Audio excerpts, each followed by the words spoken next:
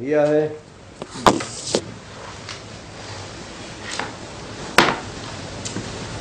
چلو میاں بسم اللہ الرحمن الرحیم قول يحكم ولا يحكم ليس المراد بوصف وصف في جهنم الجملة في الاسم النكرة والشان من حيث أنه مضاف إلى الضمير معرفة بل المراد وصف معنوي معنوي شامل للحال والنعت وغيرهما كما أشير إليه بقوله مبينا لكيفية الشان ولم يكن حالا صريحا بأنه يوهم لاختصاص عظمة شانه بحال دون حال وبزمان دون زمان إذ الغالب في الأحوال ما ينتقل عن صاحبه وما يتجدد. اچھا میاں اب یہ فرمایا یہاں پر منہیہ لکھا ماتن نے قاضی نے، تو منہیہ میں یہ فرمایا کہ یہ جو لا یحد ہے اس کی ترکیب میں یہ احتمال ہے کہ ان یکون وصفا مبینا لکیفیت الشان، کہ یہ ما اعظم شانہ میں جو شان ہے اس کے لیے وصف مبین ہے،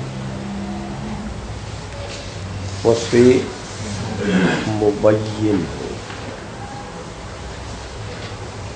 تو وصف کا جو لفظ استعمال کیا ہے انہوں نے، اس سے ظاہر اور متبادر معنی تو نعت کا ہوتا ہے، صفت ترکیبی جس کو کہتے ہیں نعت۔ تو فرماتے ہیں اس کا تو پھر معنی یہ ہو گیا کہ شان بنے گا موصوف ہو اور یہ لا یحد اس کے لیے صفت بنے گا۔ تو فرماتے ہیں میاں یہ تو ترکیب ٹھیک نہیں، اس لیے کہ شان ہو کی طرف مضاف ہے، معرفے کی طرف مضاف ہے، تو مضاف الی المعرفہ تو معرفہ ہوتا ہے، تو شان تو ہوا معرفہ اور یہ لا یحد جملہ ہے، تو جملہ تو حکم نکرہ میں ہوتا ہے، تو یہ نکرہ ہو گیا حکمن اور وہ معرفہ ہے، تو موصوف معرفہ ہو صفت نکرہ ہو تو یہ ترکیب بن سکتی ہے۔ یہاں تو تعریف و تنکیر میں میاں اتحاد شرط ہے صفت موصوف کے درمیان میں، تو یہ کیسے انہوں نے کہا کہ یحتمل ان یکون وصفا مبینا، ہمیں آئیے وصف کا اطلاق کیسے کر دیا، یہ ایک سوال یہاں پر ہوتا ہے۔ تو ایک جواب تو میں اس کا دے چکا ہوں، آپ کو یاد ہے، شان بھی نکرہ ہے، یہ متوغل فی الابہام ہے، تو اگر ترکیب توصیفی بنا لو جب بھی ٹھیک سے ہمیں آ گئی ہے۔ لیکن دوسرا جواب منہیہ لکھ کر قاضی مبارک رحمہ اللہ تعالی نے دے دیا۔ فرماتے ہیں دیکھو میاں، یہ جو وصفا مبینا کے لفظ کا اطلاق کیا میں نے شرح میں، اس وصف مبین سے مراد وصف نحوی نہیں ہے، نحو کی اصطلاح میں جس کو وصف کہتے ہیں وہ یہاں مراد نہیں ہے میاں، بلکہ یہاں وصف سے مراد وصف لغوی ہے، وصف لغوی، یعنی یہ صفتی معنی بنے، سمجھ آئیے، لا یحد صفتی معنی وصف لغوی بنے، اس کا احتمال ہے اس میں۔ تو وصف لغوی جو ہوتا ہے میاں وہ اصطلاحاً عام ہوتا ہے۔ دیکھو جو نعت ہوتا ہے یعنی صفتی نحویہ، اس میں بھی وہ وصفی معنی پایا جاتا ہے. جو وصف لغوی ہے سمجھ میں آ گئی ہے کہ وصف ہے بمعنی عرض ہے. سمجھ آئیے. تو میاں جو نحوی صفت بنتا ہے وہ بھی کیا ہوتا ہے؟ عرض. جو نحوی طور پر حال بنے وہ بھی کیا ہوتا ہے؟ عرض. وصف لغوی. اور جو نحوی طور پر تمیز بنتا ہے وہ بھی کیا ہوتا ہے؟ وصف لغوی. سمجھ آئیے. تو یہ وصف لغوی جو ہے یہ عام ہے وصف نحوی سے. یہ وصف لغوی عام ہے کہ اس کا تحقق نحوی 3 تراکیب میں ہو سکتا ہے. سمجھ آئیے کہ نعت بنے جب بھی وصف لغوی ہے، حال بنے جب بھی وصف لغوی ہے، اور تمیز بنے جب بھی وصف لغوی ہے. تو یہ جو شرح میں قاضی فرماتے ہیں منہیہ میں کہ میں نے جو وصف کا اطلاق کیا ہے یہ وصف لغوی ہے. سمجھائیے. لہٰذا اس کو نعت ترکیبی نعت نحوی کے معنی میں مت لو. سمجھ آئیے. کہ اگر نعت بناؤ گے تو اعتراض ہو جائے گا کہ یہ تو نکرہ ہے وہ معرفہ. سمجھ آئیے. لہذا یہ بمعنی حال ہے. یہ بمعنی کہ شان ذوالحال ہے اور یہ لا یحد سے جملہ بن جائے گا، حال بن جائے گا. سمجھ میں آ گئی ہے. لہذا اب کوئی اعتراض ہو نہیں ہوتا کہ وہ معرفہ ہو کہ یا نکرہ ہو. حال ذوالحال میں تو تعریف اور تنکیر میں اتحاد ضروری نہیں ہے. سمجھ میں آ گئی ہے. اس لیے فرماتے ہیں یہ وصف کا جو لفظ ہے یہ وصف لغوی ہے اور یہاں نحوی طور پر یہ حال ہے. سمجھ میں آ گئی ہے. یہ جواب دے دیا منہیہ میں. منہیہ لکھ کر اس سوال کا یہ جواب دے دیا. آئی سمجھ میں.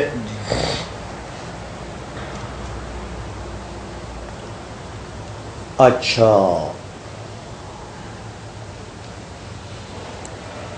اب یہ ذرا سمجھ لینا. یہ کہہ دیا کہ لأن الجملۃ فی حکم النکرۃ، جملہ جو ہے یہ حکماً نکرہ ہوتا ہے.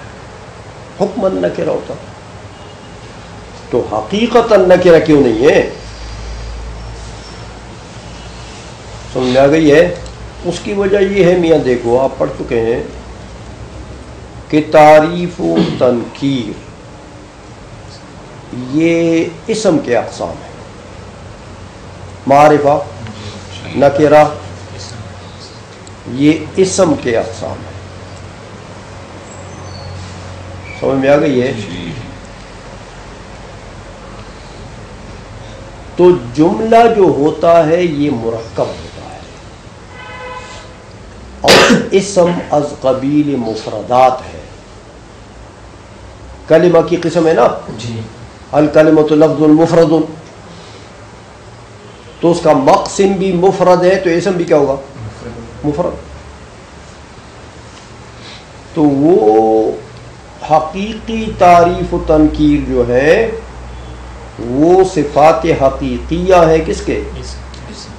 اسم کے. اور وہ از قبیل مفرد ہے اور جملہ مرکب ہوتا ہے. تو مرکب تو مفرد کا قسیم ہے. تو ایک قسیم تو دوسرے قسیم کا مباین ہوتا ہے تو اس کی صفات بھی مباین ہوں گی نا. اس لیے حقیقتاً تعریف و تنکیر جملوں میں نہیں پائی جاتی. سمجھ آئیے کہ حقیقتاً یہ صفات ہیں مفردات کے، اسم کی صفات. اسم از قبیل مفردات ہے. سمجھ آ گئی ہے. تو جملہ تو مرکب ہوتا ہے تو یہ تو اس کا قسیم ہے. سمجھ میں آ گئی ہے. مقابل ہے تو ایک مقابل کی صفت دوسرے مقابل میں تو نہیں پائی جاتی. ایک مقابل کی قسم دوسرے مقابل میں نہیں پائی جاتی. سمجھ میں آ گئی یہ؟ اس لیے فرمایا کہ لأن الجملۃ فی حکم النکرہ، نکرہ کے حکم میں ہے۔ اب اعتراض اس پر ہوتا ہے کہ یہ حکم نکرہ میں کیوں ہے میاں؟ نکرہ حکمن کیوں ہے؟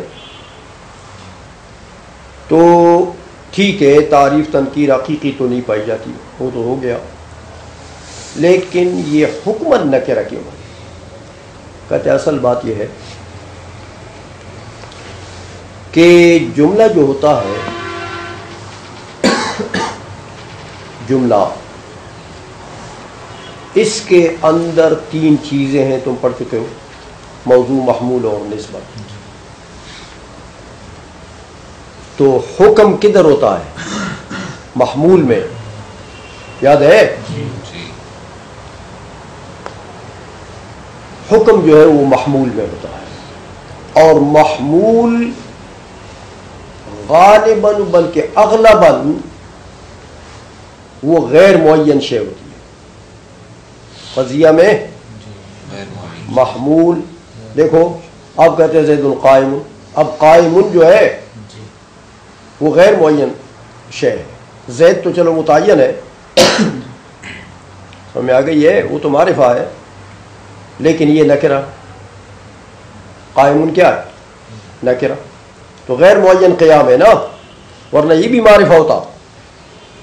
اگر معین قیام ہوتا تو معین قیام کے لیے نکرہ کا لفظ تو نہیں آتا۔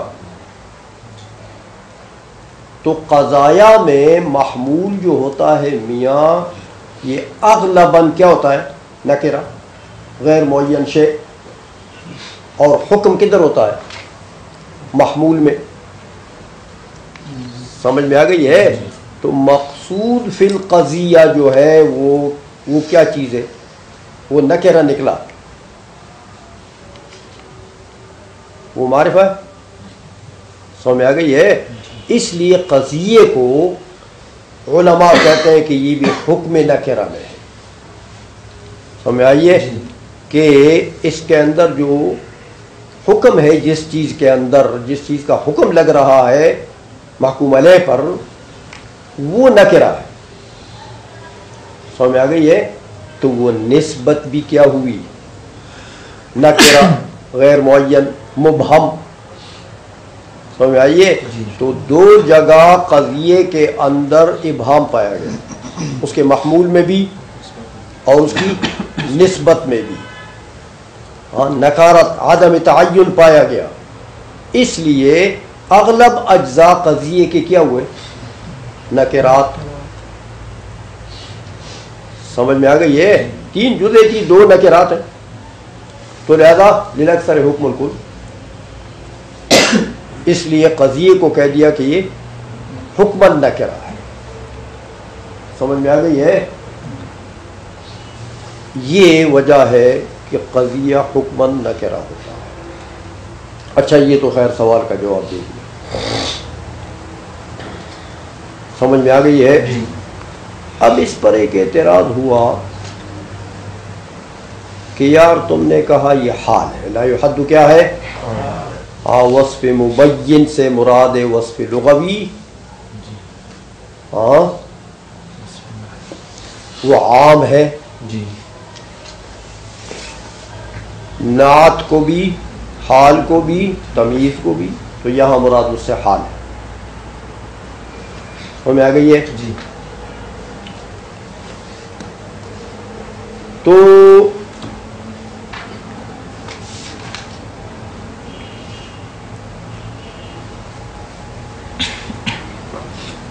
یہاں مراد حال ہے، تو اس کے تو معنی یہ ہوئے کہ یہ وصف لغوی جو ہے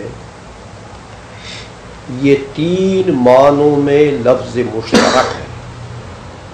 وصف لغوی، نعت بھی اس کا معنی ہے، حال بھی اس کا معنی ہے، تمیز بھی اس کا معنی ہے۔ تم یہاں لفظ مشترک سے ایک معنی لیتے ہو تو قرینہ چاہیے، تم حال والا معنی لیتے ہو نا تو قرینہ چاہیے، تو قاضی کہتے ہیں قرینہ ہے۔ دیکھو منیہ کو دیکھو، کہتے قرینہ ہے ہمارے پاس، کما اشیر الیہ بقولہ مبینا لکیفیت الشان. شارع نے ادھر مبینا کا لفظ کیا نا, تو مبینا للکیفیت کیا چیز ہوتی ہے؟ حال. کیفیت الشے کے لیے مبین کیا چیز ہوتی ہے؟ حال. سمجھ میں آئیے؟ اس لیے یہ قرینہ ہے خود عبارت میں, شارع کی عبارت میں, کہ میاں یہاں پر اس وصف سے مراد, میں نے جو وصف کا لفظ بولا ہے, قاضی کہہ رہا ہے اس سے میری مراد کیا چیز ہے؟ حال والا معنی. اور یہ میری عبارت کے اندر قرینہ موجود ہے. سمجھ میں آ گئی ہے؟ اچھا, یہ تو قاضی نے گویا کہ اپنے ما هو المراد کی وضاحت کر دی ہے. اب اس پر ایک اعتراض ہوتا ہے کہ چلو لے دے کے تو حال تو بنا دیا, لیکن یار اتنا لے دے کی کرنے کی کیا ضرورت تھی؟ صاف کہہ دیتے کہ حال ہے بس. ہاں, تو وصفا مبینا لکیفیت الشان, اتنی لمبی چوڑی عبارت کی کیا ضرورت تھی؟ صاف کہہ دیتے لا یحد حال شان سے. اس کا جواب دیتے کہ نہ یار ایسا میں نہیں کہہ سکتا, ایسا کوئی آپ جیسا ہوتا تو وہ کہتا, میں نہیں کہہ سکتا. کہتے اس کی وجہ یہ ہے کہ حال کا لفظ جو ہے جب بولا جائے کہ یہ حال ہے, تو حال جو ہے وہ تعبیر ہے اصل میں حالت زائلہ سے. حالت سے تعبیر ہے, حالت سے. تو حالت کیا ہوتی ہے؟ حالت کیف الشے, اور حالت الشے جو ہے اس میں دوام نہیں ہوتا. سمجھ میں آئیے؟ میاں حالت بمانا یعنی وہ کیفیت زائلہ کو کہتے ہیں جو کیفیت شے سے زوال قبول کرتی ہے اور ایک زمانے میں ہے دوسرے زمانے میں نہیں, ایک وقت میں ہے دوسرے وقت میں نہیں. تجدد اور زوال قبول کرے اس شے سے تعبیر ہوتی ہے حال سے. سمجھ میں آ گئی ہے؟ تو اگر میں کہتا کہ لا یحد حال ہے شان سے, سمجھ میں آئیے, یا ہو ضمیر سے, تو دونوں جگہ مناسبت نہیں ہے. کہ باری تعالیٰ کی شان عبارت ہے صفات سے, تو باری تعالیٰ کی صفات زوال قبول کرتے ہیں. سمجھ میں آئیے؟ یا باری تعالیٰ کی ذات شان ہو سے, تو باری تعالیٰ کی ذات سے لا یحد یہ اس کی صفت ہے, تو باری تعالیٰ کی صفات زوال قبول کرتے ہیں. سمجھ میں آ گئی ہے؟ اس لیے میاں پھر وہ زوالی معنی اور فی زمان دون زمان کے ساتھ اختصاص کا وہ ہم پڑھتا کہ یہ لا یحد تو ایک زمانے میں ہوگا دوسرے زمانے میں نہیں ہو. حال جو ہے تو حال تو زوال قبول کرتا ہے, تو ایک زمانے میں ہوگا دوسرے زمانے میں نہیں ہوگا. یہ معنی مفہوم ہو جاتا. اس لیے میں نے حال کا لفظ نہیں بولا کہ یہ خرابی کی طرف ذہن نہ چلا جائے. سمجھا گئی ہے؟ اس لیے فرمایا ترجمہ کرو میاں لیس المراد من الوصف, دیکھا الوصف ترکیب لأن الجملة فی حکم النکرۃ, اور شان جو ہے من حیث انه مضاف للضمیر یہ معرفۃ, بل المراد الوصف المعنوی الشامل للحال والنعت وغیرہما یعنی تمیز وغیرہ. کما اشیر الیہ, یہ اس سوال کا جواب دیا کہ قرینہ کدھر ہے. کما اشیر الیہ بقولی مبینا لکیفیت الشان. اب وہ دوسرا سوال حال لگو کہ حال کیوں نہیں کہا؟ کہتے ولم یقل حالا صریحا لأنه یوہم لاختصاص عظمت شانہ بحال دون حال, کیونکہ یہ شان سے حال ہوگا تو شان تو مفعول ہے کس کا؟ اعظم کا. ہاں, تو مطلب یہ ہوگا کہ شان معمول بن گیا اعظم کا تو آزم کا زمانہ اور اس کے حال کا زمانہ ایک ہوگا. یاد ہے قانون؟ حال اور ذوالحال کے عامل کا زمانہ ایک ہوتا ہے. تو مطلب ہے کہ وہ اس حال میں تو عظمت شان ہوگی اور دوسرے حال میں عظمت شان نہیں ہوگی. تو عظمت شان باری تعالیٰ ایسی چیز ہے کہ کبھی ہوتی کبھی نہیں ہوتی. سمجھ میں آ گئی ہے؟ اس لیے یہ وہم پڑتا لأنه يوهم الاختصاص عظمت شانہ بحال دون حال، کہ عظمت شان باری تعالیٰ ایک حال میں ہو دوسرے حال میں نہ ہو. وبزمان دون زمان، کہ ایک زمانے میں ہو دوسرے زمانے میں نہ ہو. اس لیے کہ اذ الغالب فی الاحوال، احوال میں غالب احوال کون سے ہوتے ہیں؟ احوال منتقلہ، کہ ان میں زوال ہوتا ہے. سمجھ میں آئیے؟ احوال لأن الغالب فی الاحوال ما ينتقل عن صاحبہ وما يتجدد، جن میں جدت آتی ہے، کبھی ایک شے ہے کبھی دوسری، کبھی وہ پہلے والی ہے کبھی وہ پہلے والی نہیں، ایک زمانے میں ہے دوسرے زمانے میں نہیں. سمجھ میں آئیے؟ تو اس لیے یہ احوال منتقلہ احوال میں غالب ہوتے ہیں. تو یہ وہ ہم پڑھتا کہ یہ بھی حال ہے، حال منتقلہ ہے. تو اس کا تو مطلب ہے کہ عظمت شان باری تعالیٰ کسی زمانے میں ہے تو کس زمانے میں نہیں. سمجھ میں آ گئی ہے؟ چلو.